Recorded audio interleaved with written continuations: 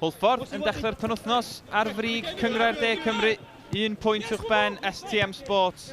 O, mae honna'n bas hyfryd gan Ben Amon yn rhyddhau Callum Bateman!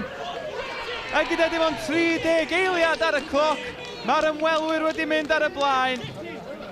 Y bas yn berffaith gan y blaenwr, Callum Bateman yn torri'n glir, gyda mymryn bach o look. STM Sports yn sgorio yn y funud gyntaf. Mackenzie, Frick yng nghanol cae. O, hwnna'n bas lac, dyma Rhys at Ben Fawcett. Yr ergyd yn taro'r postyn. A beyond y dim i dîm Wayne Jones. Union i'r sgôr, y pren yn rhwystro Hwlffordd. Dyn ni yn y funud ola o'r hanner cyntaf, os yna gyfle hwyr i STM Sports. Marcus Jones yn rhyddhau Ben Amon. Ac Amon yn codi'r bêl dros Ben Stephen Hall. Gyndyblu mantais yr ymwelwyr. Y gwrth ymosodiad yn sydyn. A mi nath y blaenwr, wel, nath orffen i'n hyfryd. Tackle dda, Hwlffordd yn adennill y meddiant. Dyma Watts yn codi Ben. Di gweld yr hediad gan Fawcett, ydy o'n mynd i gyrraedd na gynta, ydy. A dyma Tim Hicks.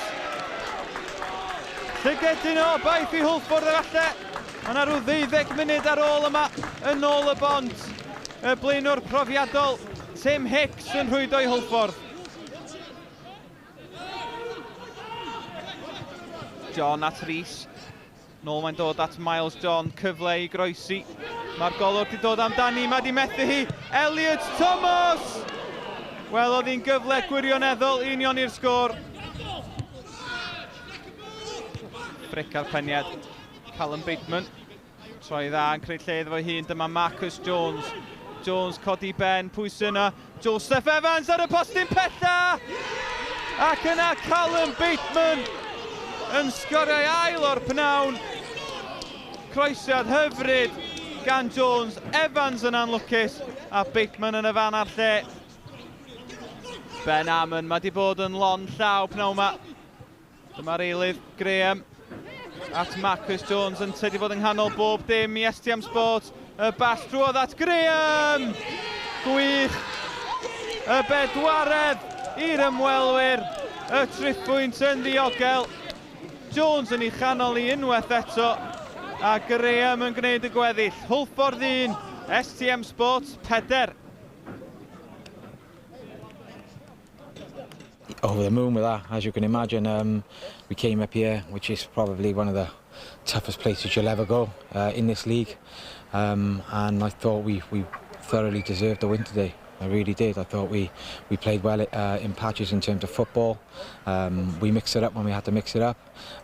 We outrun them, I thought, when they died off at the end. And I thought, everything that we did today, I thought was well deserving of a victory, a comfortable one in the end.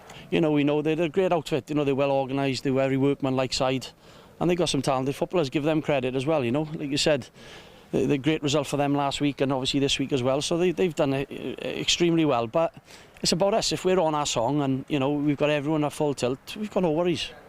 You've got to have a bit of lady luck around as well when it comes to keeping your boys fit and fresh. If we can do that, I think that we're in a position to be challenging.